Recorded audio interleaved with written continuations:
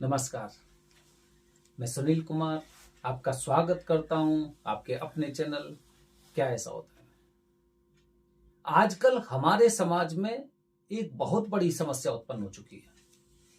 बच्चों की शादी नहीं हो रही या फिर शादी के पश्चात पति पत्नी में तनाव है या फिर घर परिवार उजड़ता जा रहा है, संबंध अच्छे नहीं रह पा रहे हैं।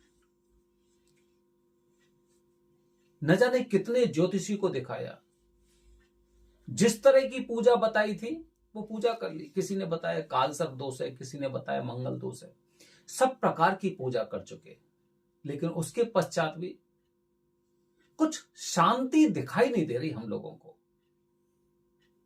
आपको बताने जा रहा हूं क्या समस्या हो सकती है।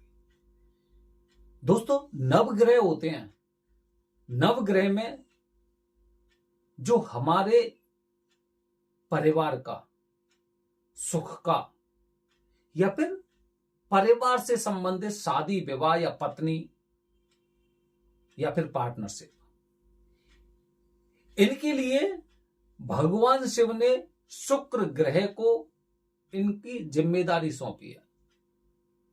शुक्र ग्रह जितने मजबूत होंगे उसका पारिवारिक जीवन उतना ही उत्तम रहेगा।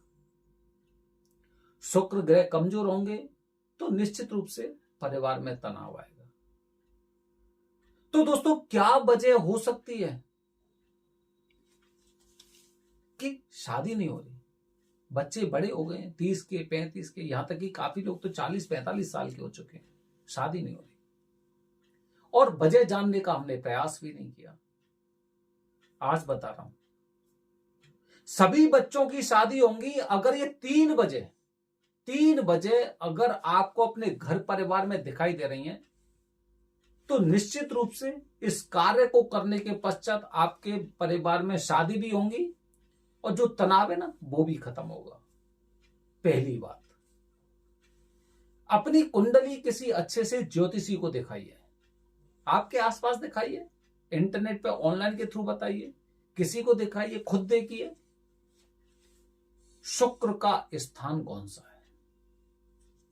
कहीं शुक्र अशुभ भाव में तो नहीं बैठे हुए, क्योंकि शुक्र का स्थान होता है सप्तम। सप्तम भाव की बजाय अष्टम भाव में तो नहीं है, या फिर शुक्र का सानिध्य सूर्य के साथ तो नहीं है। और सूर्य के साथ है तो जो उनको पावर दी गई है उसमें बहुत बड़ा अंतर तो नहीं है।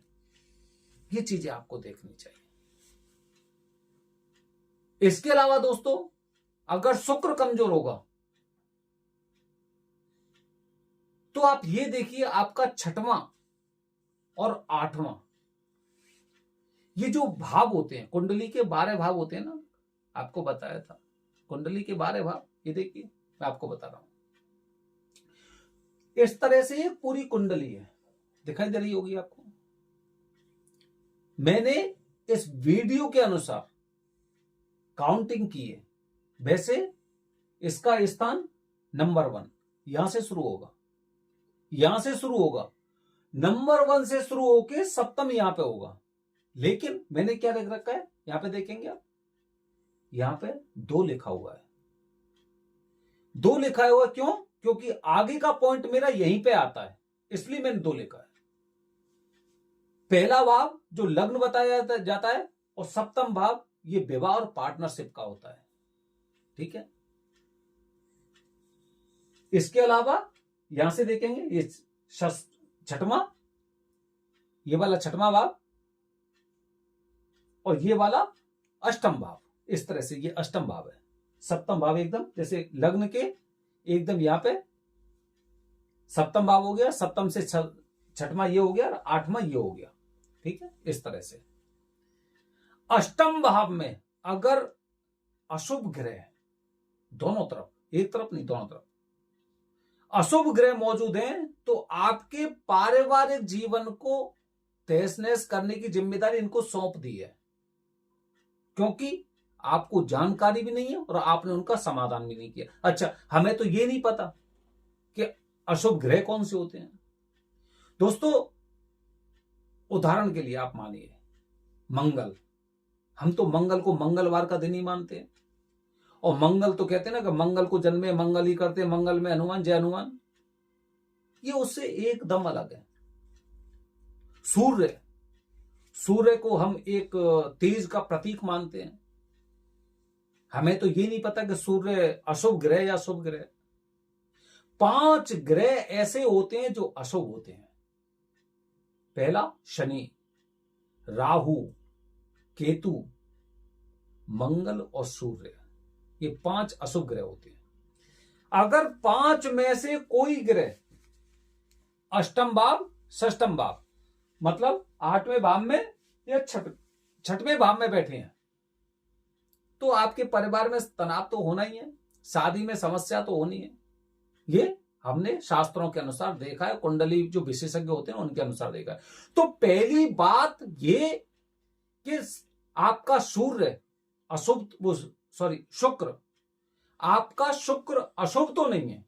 अशुभ का मतलब ये हो गया अष्टम भाव में बैठा हुआ है, या फिर राहु केतु या किसी से पीड़ित है, तो वो अशुभ हो गया। शुक्र का स्थान होता है 7वां स्थान शुक्र का होता है। ये अगर किसी भी ऐसे अशुभ ग्रह के साथ बैठा हुआ है तो निश्चित रूप से उस जातक को परिवार से संबंधित तनाव और समस्याएं झेलनी पड़ती हैं। तो पहला तो शुक्र अशुभ है, और दूसरा जो अष्टम भाव होता है, क्योंकि सप्तम भाव होता है ना, सप्तम भाव परिवार का, विवाह का, पार्टनरशिप का होता है, और इसे दोनों तरफ से किसने घेर रखा है? आप खुद सोचिए, आपने एक घर ले रखा है, आपका खुद का घर है, आपका इधर का पड़ोसी भी आपका दुश्मन है, आपका उधर का पड़ोसी भी दुश्मन है, कैसे जिएंगे आप? यही स्थिति यहां पे, ठीक है। ये 2 कारण हो गए। तीसरी वजह बता रहा हूं। मैंने आपको देखा है, आपको मैंने बताया कि यहां पे जो लग्न है, लग्न में मैंने 1 नहीं लिखा है, 2 लिखा है। आप 2 लिखेंगे तो यहां पे कौन सा आएगा? 7, वो 8, और यहां पे आएगा 9।